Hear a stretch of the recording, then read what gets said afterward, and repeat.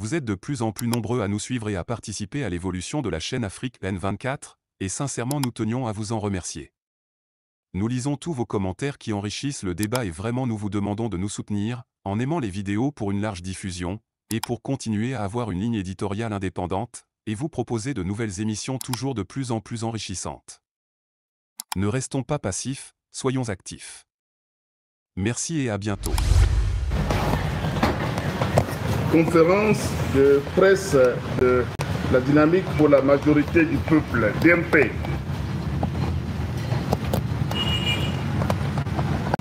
La CENI décide de fermer les CRV au nez de nombreuses populations, toujours en queue, pour se faire recenser. Un scandale de plus sur lequel la France va se taire en recevant en grande pompe le dirigeant de fête du Togo. Mesdames et messieurs les journalistes, chers militants et sympathisants de la DMP, nous vous remercions d'avoir répondu à notre invitation pour partager avec nous et les populations togolaises les points d'actualité relatifs aux opérations de recensement électoral qui viennent d'être clôturées dans la zone 1, composée de Grand Lomé et de la région maritime, contre toute attente, et à la visite du chef d'État togolais chez le président français Emmanuel Macron.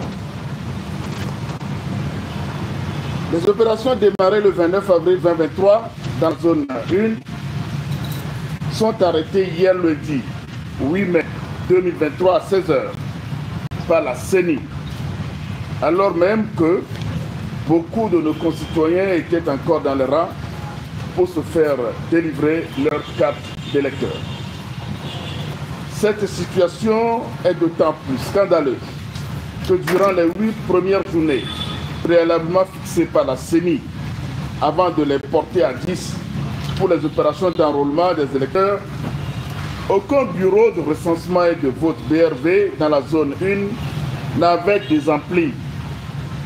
Au contraire, afin de pouvoir se faire vite servir, beaucoup de nos compatriotes venaient attendre l'ouverture des bureaux de recensement depuis 3 h du matin, avant même l'ouverture des bureaux à 7 h.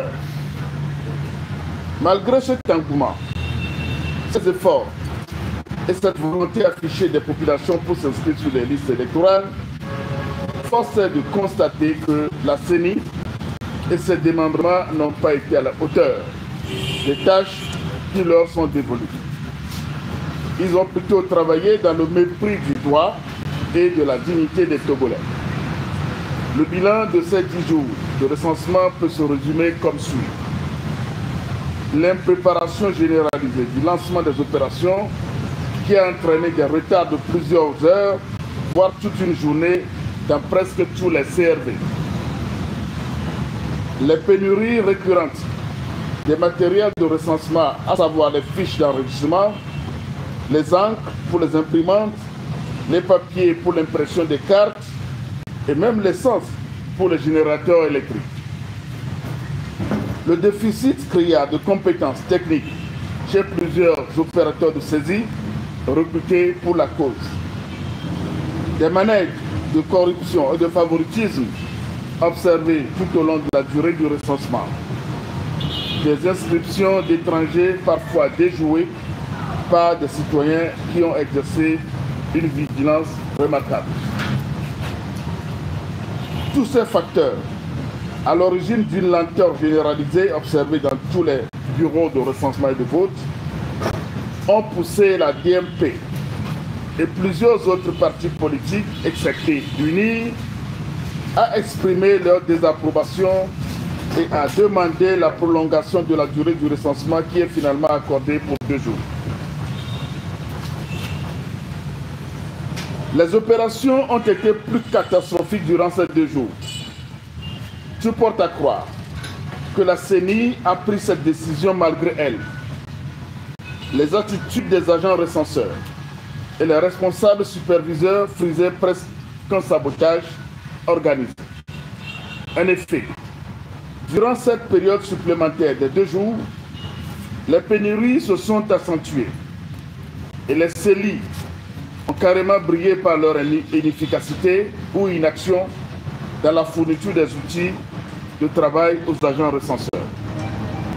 C'est dans ces conditions et devant les cris des populations désireuses de se faire enregistrer que les chefs des centres de recensement et de vote CRV ont décidé de la fermeture des salles suivant l'ordre donné par la CENI. Cet acte constitue une violation flagrante de l'article 44 de notre code électoral. Les conséquences de cet acte posé par la CENI sont que beaucoup de nos compatriotes remplissant les conditions pour s'inscrire sur les listes viennent d'être privés de leurs droits par la faute des responsables de la CENI. La DMP invite tous les citoyens victimes de cette violation de leurs droits à se faire enregistrer sur la plateforme qui sera mise en œuvre, qui sera mise à leur disposition afin que pouvoir lui soit donné d'agir en leur nom et pour leur rétablissement dans leurs droits. La DMP invite le gouvernement et la CENI à corriger tous les dysfonctionnements qui ont caractérisé les opérations dans cette première zone, afin d'éviter ces mêmes manquements lors des opérations dans les zones 2 et 3 en vue, si tant est que ces manquements ne participent pas à une stratégie de fraude programmée.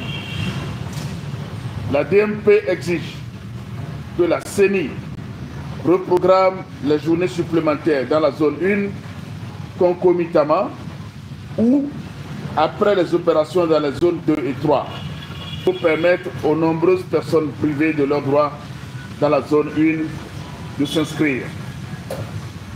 La DMP félicite les populations pour leur forte mobilisation et leur vigilance qui ont véritablement déstabilisé et déjoué les plans du régime au cours du recensement dans la zone 1 et les exhorte à maintenir la même mobilisation tout le long des autres étapes du processus électoral en vue de la vérité des urnes devant conduire notre pays à l'alternance pour laquelle nous nous battons. Au sujet de la visite du chef d'État en France, les Togolais ont appris à travers les médias sociaux que le chef d'État togolais effectue une visite d'État chez le président français Emmanuel Macron le 10 mai 2023. La DMP note que l'objet de cette visite reste une préoccupation pour les Togolais. Doit-elle être comprise comme un soutien de la France, pays des droits de l'homme, à un régime dictatorial coutumier des flagrantes violations des droits de l'homme et des principes démocratiques qui fondent toute république? Au Togo, la France est témoin oculaire de la confiscation récente de la victoire du peuple togolais à l'issue de l'élection présidentielle du 22 février 2020. Elle n'ignore pas que les prisons togolaises regorgent de détenus politiques gardés comme des otages par le régime, que les journalistes travaillent constamment sous menace et sont parfois contraints à l'exil pour préserver leur vie.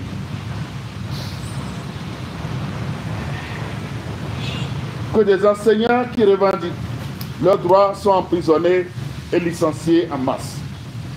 La France est informée qu'au Togo, des élections ont toujours fait l'objet de contestations et de conflits, car organisées dans des conditions qui ne sont ni transparentes, ni libres et démocratiques. L'inscription sur les listes électorales, un droit fondamental qui ne devrait pas poser aucun problème, dans un pays démocratique est en soi un défi au Togo, comme en témoignent les expériences vécues du 29 avril au 8 mai 2023 dans la première zone du recensement électoral qui rassemble au moins 44% de la population. Alors que Des discussions sont prévues avec M. Fornia Singbe. La DMP espère qu'elles seront l'occasion pour le président Macron d'obtenir que soient résolus les points de la plateforme minimale de la DMK transmise aux autorités françaises par l'intermédiaire de l'ambassadeur de France au Togo. Ces points qui constituent une préoccupation fondamentale des Togolais concernent 1. Le retour de Monseigneur Kodjo et de son assistant et du président Guillaume Kodjo dès lors que l'arrêt numéro ECW CCJ JUD 11 2022 du 24 mars 2022 de la Cour de justice de la CEDEAO désavoue la procédure judiciaire du ministère public contre lui et condamne l'État togolais ainsi que des autres Togolais exilés. 2. La libération des prisonniers politiques. 3. La sécurisation de tout le territoire national, notamment les préfectures de Pendjal et de Pendjal Ouest, dans la région des Savanes, et assurer la libre circulation de tous les candidats. 4. Des réformes urgentes, indispensables et consensuelles pour assurer chaque partie prenante aux élections en vue et garantir leur transparence. Ces réformes concernent notamment la composition et le fonctionnement de la CENI et ses démembrements, la Cour constitutionnelle, le découpage électoral, le mode du scrutin, la proclamation des résultats bureau de vote par bureau de vote et tout autre point nécessaire à la tenue d'élections transparentes et démocratiques. La DMP invite le président français, M.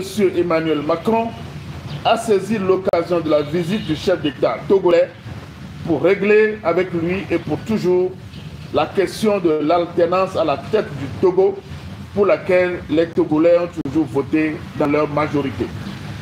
La DMP estime que c'est en aidant les dictateurs africains à accepter d'engager leur pays dans une transition politique et démocratique que la France pourra gagner le cœur des Togolais qui rêvent de choisir leurs dirigeants qui travaillent à leur bien-être et défendent leurs intérêts dans le concert des nations.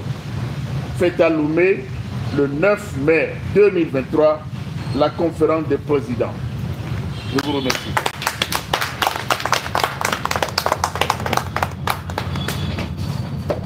Vous êtes de plus en plus nombreux à nous suivre sur Afrique N24, et vraiment nous tenions à vous en remercier. Nous lisons tous vos commentaires qui enrichissent le débat et vraiment nous vous demandons de nous soutenir pour continuer à avoir cette ligne éditoriale indépendante, et vous proposer des émissions toujours de plus en plus enrichissantes. Merci et à bientôt. Likez la vidéo si ce n'est pas déjà fait.